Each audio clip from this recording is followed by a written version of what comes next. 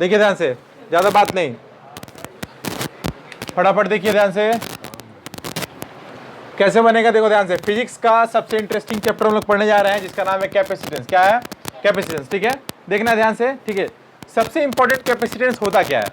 Capacitance मतलब ध्यान देखो, कैपेसिटी, ठीक है ना, कैपेसिटी ऑफ, ठीक है, किसी भी तरह का स्टोरेज, ठीक है ना। आप यहाँ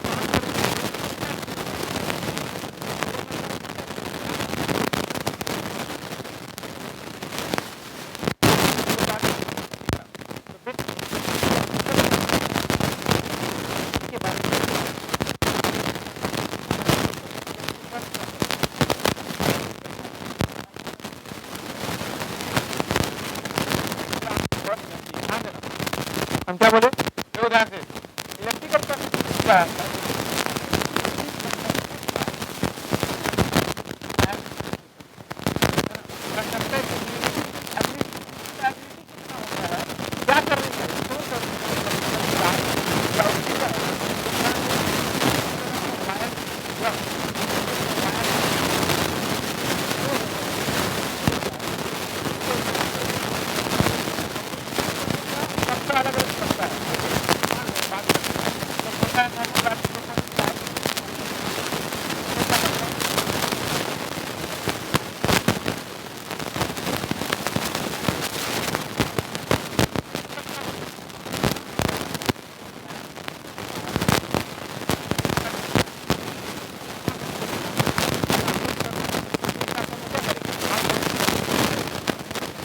किया हुआ है। When a conductor is given to some charge, conductor को अगर कुछ चार्ज दोगे, एक कंडक्टर है उसको तुम चार्ज दे रहे हो, इट्स इलेक्ट्रिकल पोटेंशियल इंक्रीज, उसका क्षमता क्या होता है? देखो पोटेंशियल माने क्षमता, पोटेंशियल माने क्या होगा? क्षमता बढ़ जाएगा।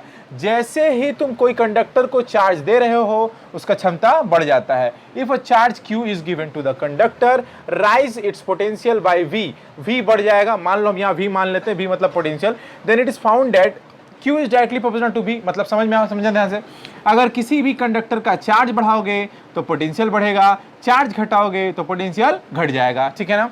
तो याद करो ये क्षमता, यानी कि ये तो हम लोग जानते हैं, डायरेक्टली प्रोपोर्शनल का साइन हटते ही क्या आता है? इक्वल टू और कांस्टेंट, यहाँ कांस्टेंट के रूप में C आएगा और इसी C को हम लोग क्या बोलेंगे? कांस्टेंट बोलेंगे ऑफ किसका? प्रोपोर्शनलिटी, यानी कि जो प्रोपोर्शनल था, ऑफ इलेक्ट्रिकल कैपेसिटेंस, और यहीं से इसका नाम पड़ गया कैपेसिटेंस। C का नाम क्या पड़ गया? कैपेसिटेंस। समझे? तो C का फॉर्मूला क्या होगा? बोले एकदम इजी है, Q बाई में V, Q बाई में V, ठीक है ना। अब देखो डेफिनेशन क्या होगा? कैपेसिटी ऑफ अ कंडक्टर, ठीक है, किसी भी कंडक्टर का कितना कैपेसिटी होता है as a ratio of charge, ठीक है, रेशियो ऑफ चार्ज, देखो रेशियो ऑफ चार्ज है ना, to the given of the conductor to raise in potential, उसका पोटेंशियल, यानी कि Q बाई V, याद रहेगा, Q और V का रेशियो बनाओगे तो क्या निकल जाएगा? पोटेंशियल, कैपेसिटेंस निकल जाएगा। क्या निकल जाएगा? तो डेफिनेशन याद रहेगा, डेफिनेशन इक्वल टू क्या होगा? Charge by potential, charge by potential. किसी भी कंडक्टर का कितना क्षमता है और वो कितना इलेक्ट्रॉन या कितना चार्ज को रख सकता है, वही उसका कैपेसिटी कहलाएगा। समझ में आ रहा है? अगर हम यहाँ पर ग्राफ से समझे तो ग्राफ ये शो करता है, उसका नेचर स्ट्रेट लाइन। क्या शो करता है? Straight line. अगर हम एक्स एक्सिस में क्या रखेंगे? V को रखेंगे, और सॉरी वाई एक्सिस में V को रखेंगे और एक्सिस में अगर Q को रखेंगे तो दोनों का ग्राफ जो है बेसिकली सेम टू सेम इस तरह से आएगा, एक स्ट्रेट लाइन को शो करेगा ऐसे करके, ठीक है। समझ में आ रहा है?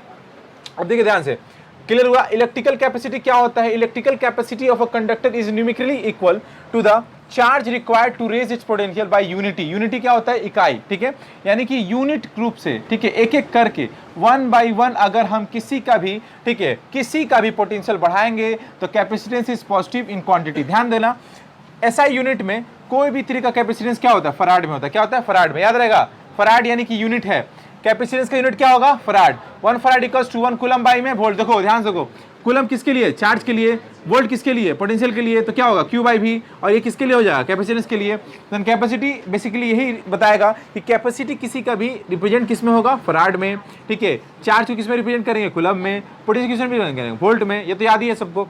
एंड अगर कहा जाए a conductor is said to be have a capacity of 1 farad, कितना farad? 1 farad, when charge of कितना? 1 coulomb raises its potential by कितना? 1 वोल्ट, ठीक है। देखो वही लाइन बोला है, किसी भी कंडक्टर का जो है कैपेसिटी 1 फराड कहलाएगा जब व्हेन चार्ज 1 कूलम का, कितना कूलम का? 1 कूलम का अगर बढ़ाते हैं, एंड इट्स पोटेंशियल बाय कितना? 1 वोल्ट।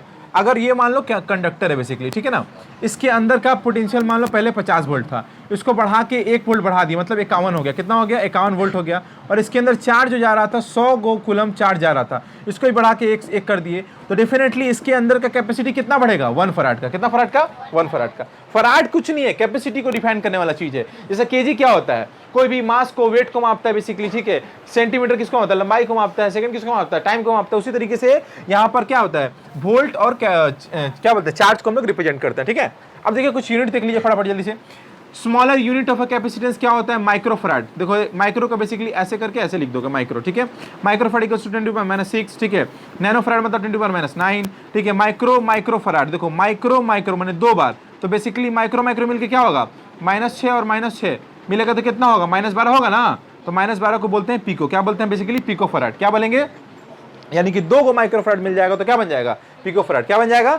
अच्छा, डायमेंशन बहुत बार पूछता है 1 लीनियर में, एमसीक्यू में पूछ देगा तुमको, बेसिकली एमसीक्यू में ही ज्यादा देता है। याद रखो डायरेक्ट कुछ करना नहीं है, m का इनवर्स, l का -2, t का 4 और a का 2। ए क्या हो गया, एम्पियर। ए क्या हो गया, याद रहेगा ना, ये मास को रिप्रेजेंट करते हैं, लेंथ को, और ये टाइम को, ये एम्पियर को। खत्म, कोई दिक्कत।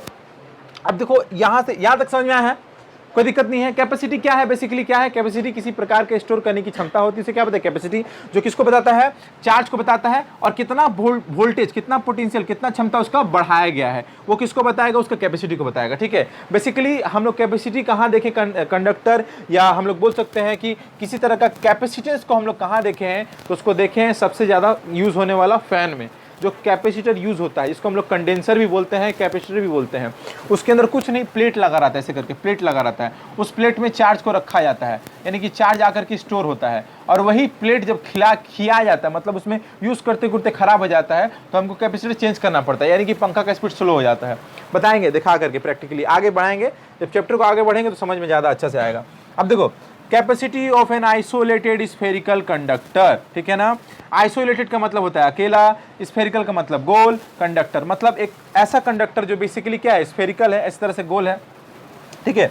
उसका कितना कैपेसिटी है, ठीक है ना, उसका कितना capacity. Suppose O is the centre of centre and R is the radius. मान लो ये O क्या हो गया, सेंटर हो गया, R क्या हो गया, रेडियस हो गया, ठीक है। आइसोलेटेड स्फेरिकल कंडक्टर, ठीक है। Let a charge Q be given to sphere, हम लोग इसके ऊपर क्या दिए, चार्ज दिए, क्या दिए हैं, चार्ज दिए हैं। चार्ज सपोज इसमें हम लोग सप्लाई कर रहे हैं, कितना चार्ज सप्लाई किए हैं, Q, कितना सप्लाई किए हैं, Q, ठीक है। This charge spread uniformly over the outer surface, क्योंकि हम लोग पढ़ के आ रहे हैं कभी भी इलेक्ट्रिसिटी इनर सरफेस में नहीं जाता, हमेशा कहाँ जाता है, आउटर में रहता है। ये इसको हम चार्ज करेंगे तो हमेशा कहाँ रहेगा, ऊपर झटका मारेगा। अंदर अगर छुएंगे, अंदर कुछ घुसाएंगे तो अंदर झटका नहीं मारेगा, क्योंकि अंदर नहीं रहता, हमेशा कहाँ रहता है, बाहर रहता है, ठीक है ना।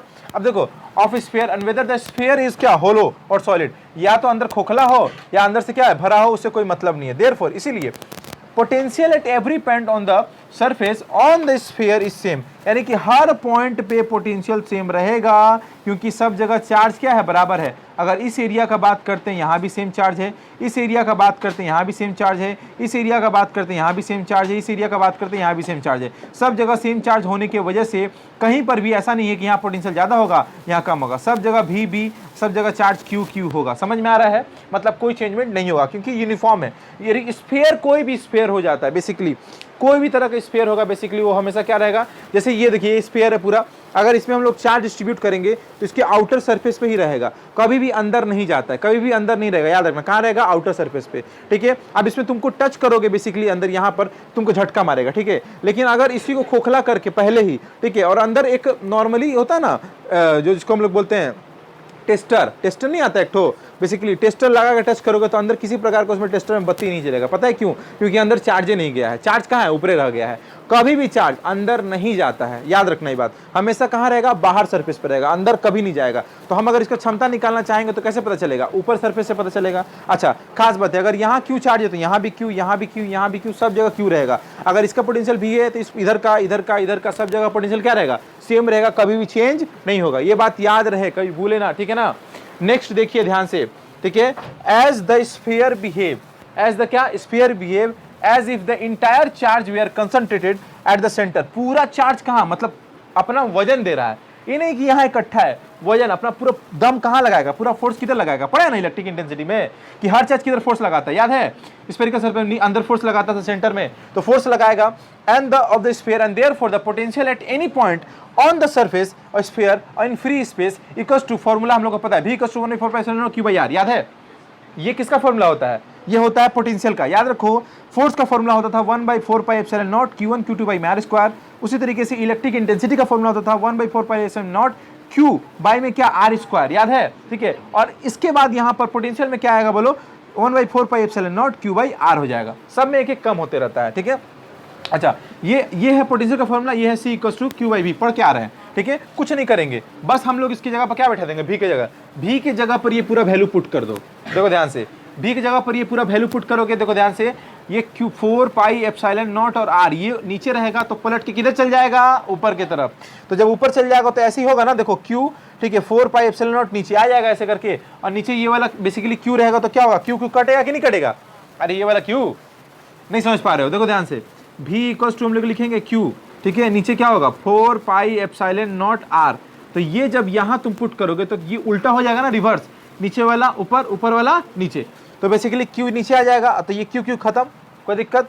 तो c इक्वल्स टू क्या होगा 4πε0 r होगा ना, यहाँ r मिसिंग था, r हो जाएगा। अब देखो ये तो कांस्टेंट है, इसका वैल्यू कितना होता है 9 × 10⁹, ये तो कांस्टेंट है पूरा तरीके से। अगर नहीं भी देखोगे तो एप्सिलॉन का वैल्यू पता है 8.85, इसका वैल्यू पता है 3.12, इसका वैल्यू पता है 4, बैठाओगे आ से निकल जाएगा। यानी कि c डिपेंड किसके ऊपर कर रहा है, r के ऊपर। तो बेसिकली हम लोग कह सकते हैं व्हेन r इन मीटर और c क्या फराड में, और लिख दिया है क्लियरली कि c is directly proportional to r, it is larger the radius is the sphere greater is capacitance.